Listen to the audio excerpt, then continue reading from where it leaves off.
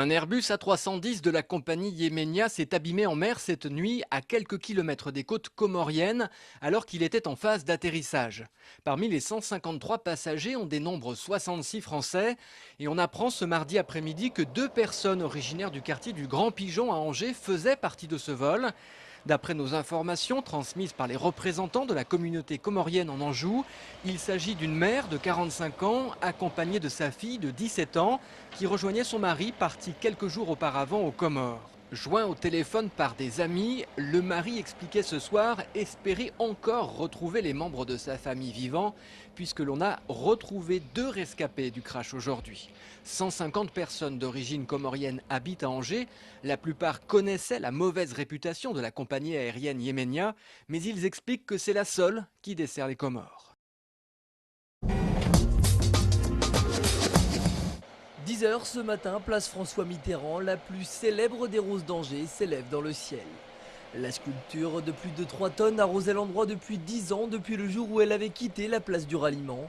C'est donc le deuxième grand voyage pour cette fleur de métal, créée en 1974. On déplace la rose des Sables parce que le tramway qui va s'implanter dans les allées Mitterrand, qui va poursuivre sa route vers la Rutière, va passer trop près de la rose des Sables pour qu'elle puisse être conservée à l'endroit où elle était actuellement. Elle va donc être déplacée à une dizaine de mètres de là. Pour l'admirer lorsqu'elle sera de retour, vous descendrez alors à l'arrêt de tram Saint-Serge Université. En attendant, la Rose Fontaine quitte la place pour quelques mois. Pour l'instant, la rose des Sables va être amenée dans les ateliers de la ville d'Angers. Elle va subir un petit lifting, on va lui retirer quelques traces de tartre, on va la remettre en état, on va lui redonner un petit air de jeunesse. Et puis elle va venir retrouver son site dans le courant de l'année prochaine. 11 h, le décollage est réussi. L'escorte de Madame est là, direction le boulevard Carnot en sens inverse s'il vous plaît. La place François Mitterrand, elle, est orpheline de ses pétales préférés. Mais patience, la fleur repoussera très vite.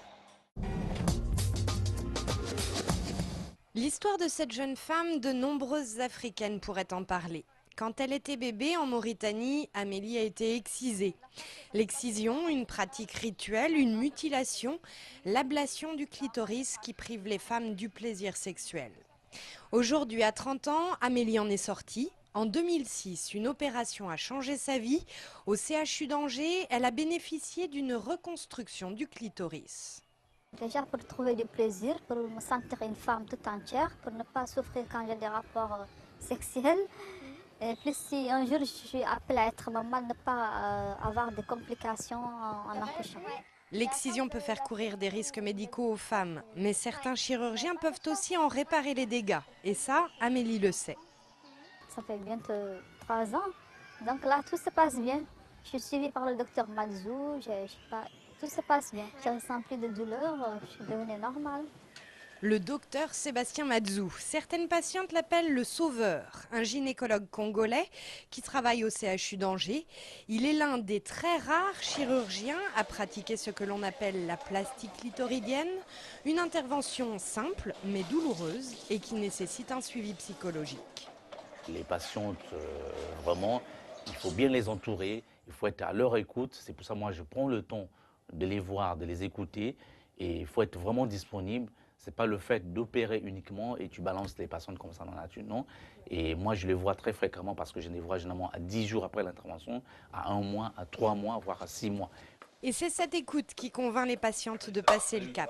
Aujourd'hui à Angers, le docteur Madzou opère chaque semaine des femmes excisées. Il en profite aussi pour transmettre sa technique.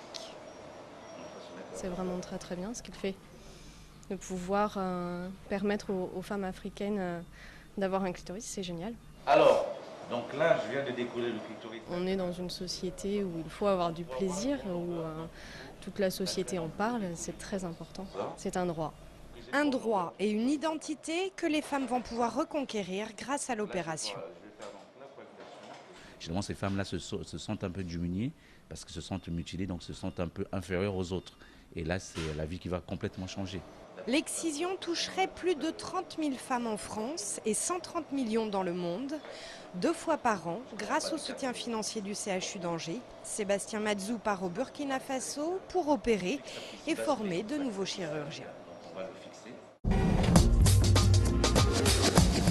Vous vous souvenez certainement d'Adrien. En juillet dernier, ce jeune homme de 17 ans avait passé 4 mois sur les routes de France en compagnie de sa vache Camomille. Et bien voilà que son besoin de solitude l'a rattrapé. Il vient en effet de partir en Amazonie, où il compte passer plusieurs mois au plus proche de la nature. Une expérience un peu folle qu'il espère raconter dans un nouveau livre. Son histoire avec Camomille s'était vendue à 10 000 exemplaires.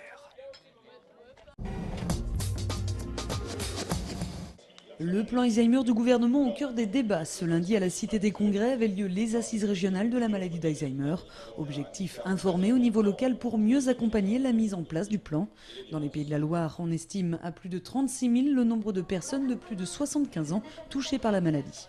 On sait que le nombre sera croissant puisque c'est une maladie qui est liée à l'âge et que l'espérance de vie des Français augmentant progressivement, ce qui est un bien, le nombre de personnes âgées augmente aussi et de ce fait, la fréquence de la maladie sera de plus en plus grande. Dans les Pays de la Loire, toujours, le nombre de personnes touchées par la maladie pourrait ainsi atteindre 55 000 en 2020, d'où l'urgence d'améliorer la prise en charge des malades et de leurs proches. Ainsi, à la rentrée, une maison des aidants verra le jour au pavillon Madeleine-Julien à Nantes.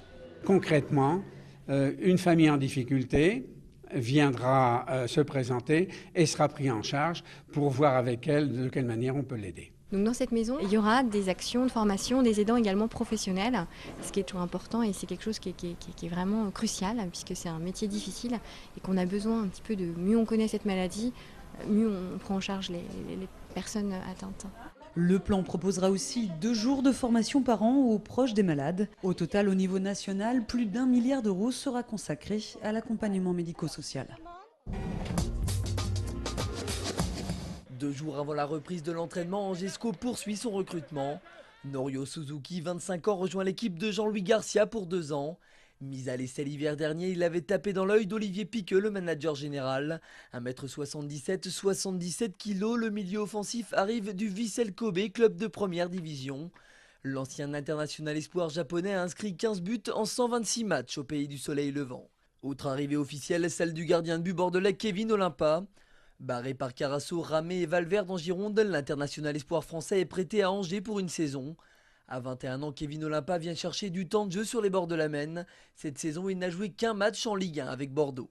Avec Suzuki et Olympa, le SCO Nouvelle Version a maintenant 6 nouveaux visages dans ses rangs.